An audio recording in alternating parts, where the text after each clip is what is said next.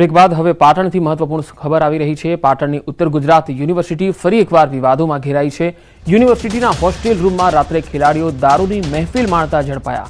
પાટણના જીમખાના ખાતે ગુજરાત સ્ટેટ બાસ્કેટબોલનું આયોજન છે અને જે માટે ગુજરાતના અલગ અલગ જિલ્લાઓમાંથી ખેલાડીઓએ ભાગ લીધો। આયોજનના ભાગરૂપે યુનિવર્સિટી હોસ્ટેલમાં વિદ્યાર્થીઓની રહેવાની સગવડ હતી। જીમખાના દ્વારા પરમિશન લઈને આ સગવડ કરાઈ હતી, જેમાં રોકાયેલા ખેલાડીઓ પૈકી કેટલાક ખેલાડીઓ હોસ્ટેલ રૂમમાં દારૂની મહેફિલ માણતા જોવા મળ્યા। દારૂની મહેફિલ માણતા હોસ્ટેલના રેક્ટરે જોઈ લેતા રેક્ટર સામે પણ દાદાગીરી કરાઈ હોવાનો આક્ષેપ છે। આણંદથી આવેલા નબીરાઓ દારૂની મહેફિલ માણતા પકડાતા પોતાની લક્ઝુરિયસ કાર રેક્ટર પર ચઢાવી દેવાનો પણ પ્રયાસ થયો હોવાનો આક્ષેપ છે। જે બાદ રેક્ટરે બૂમો પાડતા અન્ય સ્ટાફ આવી ગયો અને નબીરાઓ પકડાઈ ગયા। જે બાદ બી ડિવિઝન પોલીસ પણ સ્થળ પર આવી પહોંચી। હજુ સુધી આ બનાવમાં કોઈ ફરિયાદ થઈ નથી। દ્વારકામાં દારૂબંધીના ફરી એકવાર ધજાગરા ઉડ્યા। બરડા ડુંગરમાંથી દેશી દારૂ બનાવતી ભઠ્ઠી ઝડપાઈ। ધમધમથી દેશી દારૂની ભઠ્ઠી પર પોલીસના દરોડા। પોલીસે દરોડા પાડતા 3 આરોપી ફરાર થઈ ગયા। પોલીસે ગુનો નોંધી આરોપીને પકડવા તજવીજ હાથ ધરી। બરડા ડુંગરમાં આવેલ કહારિયા તળાવની બાજુમાં દારૂની ભઠ્ઠી ચાલતી હતી। 1400 લીટર દેશી દારૂમાં ઉપયોગમાં લેવાતો કાચો આથો અને 460 લીટર દેશી દારૂનો જથ્થો જપ્ત કરી લેવાયો છે। મોરબીના હળવદમાં ઝાડી ઝાખર વચ્ચે દેશી દારૂનો અડ્ડો પકડાયો। પોલીસે સ્થળ પરથી 3600 લીટર દેશી દારૂ બનાવવાનો આથો, 100 લીટર દેશી દારૂ અને એક બંદૂક જપ્ત કરી। પોલીસે દારૂના સેમ્પલ લઈ દારૂના આથો અને દેશી દારૂનો નાશ કર્યો। સાથે જ આરોપી દંપતીની ધરપકડ કરી। તો દારૂ પર પ્રતિબંધ છે છતાં પણ દારૂ તો વેચાય છે અને દારૂ બને પણ છે। દારૂની ભઠ્ઠીઓ ધમધમે છે। 3 અલગ અલગ તસવીર પાટણથી આવી રહી છે। પહેલી તસવીર જેમાં જોઈ શકાય છે કે યુનિવર્સિટીની હોસ્ટેલમાં જે રમવા માટે આવેલા ખેલાડીઓ હતા એ લોકો દારૂની મહેફિલ માણતા હતા, જેઓ આણંદના હતા। બીજી તસવીર દ્વારકાની છે કે જ્યાં દારૂની ભઠ્ઠી ઝડપાઈ છે, જ્યાંથી દારૂનો જે કાચો આથો હોય છે એ પણ જપ્ત કરવામાં આવ્યો છે। ત્રીજી તસવીર આપ મોરબીની પણ જોઈ શકો છો, ત્યાં પણ દેશી દારૂનો અડ્ડો છે એ ઝડપાયો છે અને તેમાં પણ કેટલોક સામાન જે છે એ પોલીસે જપ્ત કર્યો છે, નાશ કર્યો છે।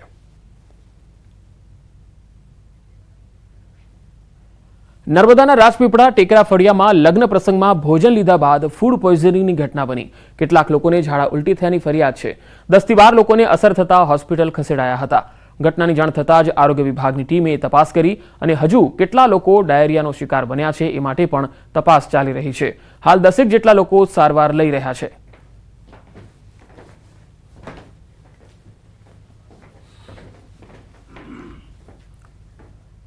અને હવે વાત નસબંધી કાંડની।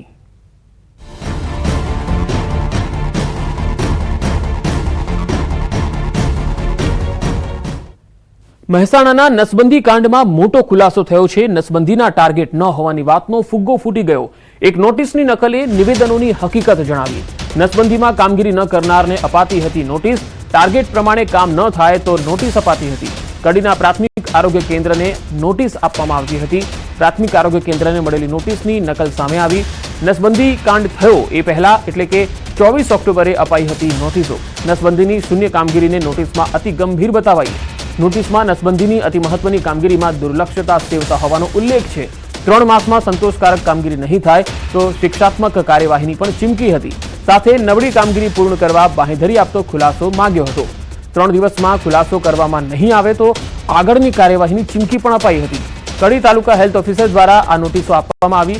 ટાર્ગેટ આપવામાં આવતો નથી, બળજબરીથી ટાર્ગેટ પૂરો કરતા નથી એવી વાતનો પરપોટો ફૂટી ગયો।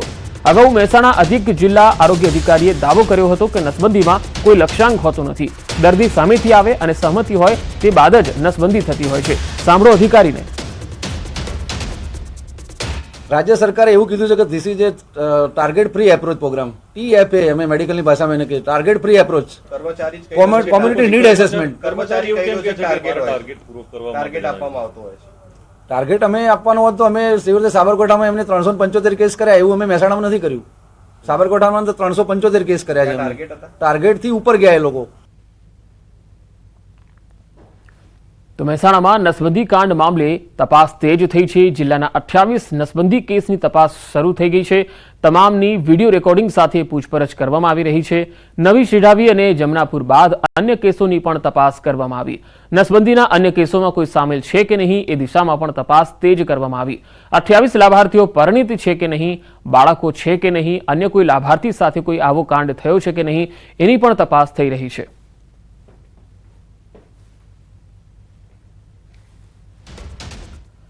મહેસાણામાં નસબંધી કાંડે રાજકીય રંગ પકડ્યો છે. આરોગ્ય અધિકારીના નિવેદન સામે જિલ્લા મહિલા કોંગ્રેસે વિરોધ નોંધાવ્યો. મહિલા કોંગ્રેસના આગેવાનો કાર્યકર્તાઓ સોમવારે જિલ્લા વિકાસ અધિકારીને આવેદનપત્ર આપી અને વિરોધ નોંધાવવા જઈ રહ્યા છે. કોંગ્રેસે સવાલ કર્યો છે કે શું અધિક આરોગ્ય અધિકારી ભાજપના પ્રવક્તા છે?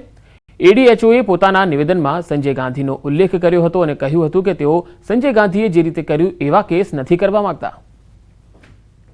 સંજય ગાંધી જે રીતે કર્યું હતું એવા અમે કેસો નહીં કરવા માંગતા. ફોર્સ વાજેક્ટોમી આમાં કેસ હોય અને કાઉન્સેલિંગ કરવાનો, કેસ પોતે સામેથી ચાલીને કે મારું ઓપરેશન કરાવવું છે તો અને તો જ ઓપરેશન કરાવવાનું, એનું કાઉન્સેલિંગ હોય, એની સહી હોય, કન્સેન્ટ લીધા સિવાય કોઈ સહી શકે નહીં. આમાં થંભ છે ભાઈનો, એને ઓપરેશન કરવા માટે સંમતિ આપી દીધેલી, એના આધારે એને એ લોકો લઈ ગયેલા. એડીએચઓ ગઢવી સંજય ગાંધીનું સ્વર્ગસ્થ સંજયજીનું નામ કેમ લીધું અને કયા કારણોસર લે છે તે શું સાબિત કરવા માંગે છે?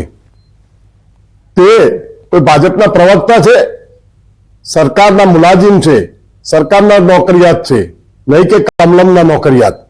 તેઓ શ્રી ને અમે આવતીકાલે તેમનું રાજીનામું અને માફી માંગવાનો કાર્યક્રમ પણ આપવાના છીએ.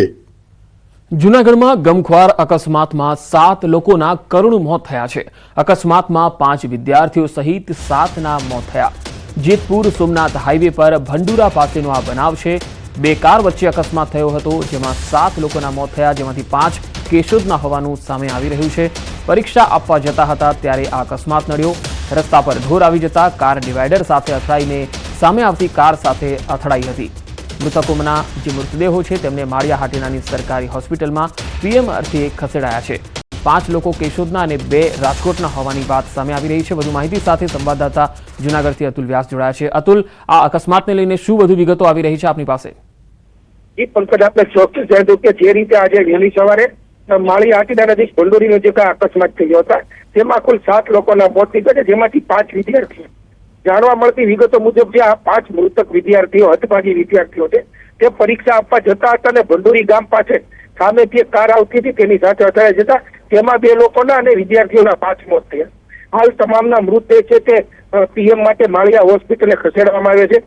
ખાસ જોવા જાય તો આ અકસ્માત કઈ રીતે થયો, પણ પ્રાથમિક માહિતી મુજબ એક ઢોરાડું પડવાની હિસાબે ગાડીને તારવવા જતા ગાડી ડિવાઈડર ઉપર ચડી જતા સામે આવતી કાર સાથે અથડાઈ પડી હતી, જેને લઈને આ ગમખ્વાર અકસ્માત થયો હતો અને એક ગાડી છે તે સળગી હતી. હાલ તમામના પરિવારજનોને માળિયા હોસ્પિટલે બોલાવવામાં આવ્યા છે અને ઓળખવિધિ શરૂ કરવામાં આવી છે.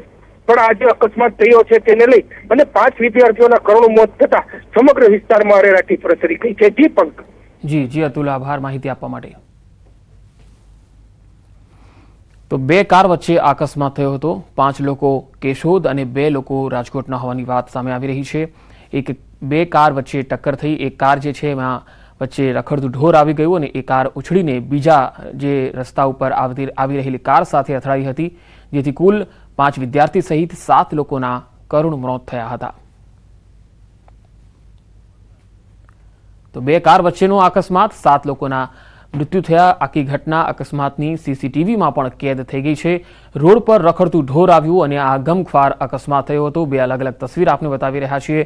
અકસ્માતમાં 7 લોકોના કરુણ મોત થયા હતા. સીસીટીવીના દ્રશ્યો પણ અમે આપને બતાવી રહ્યા છીએ, જેમાં પહેલી તસવીરમાં તમે જોઈ શકો છો કે આખો આ બનાવ જે છે એ કેવી રીતે બન્યો હતો, જેમાં કાર આખી ઉછળીને સામેના રસ્તા ઉપર જતી રહી હતી અને સામેથી જે એક ગાડી આવી રહી હતી તેની સાથે તે ટકરાઈ હતી અને તેના કારણે આ ટક્કર ખૂબ જ ભયાનક થઈ ગઈ અને 7 લોકોના મૃત્યુ થયા.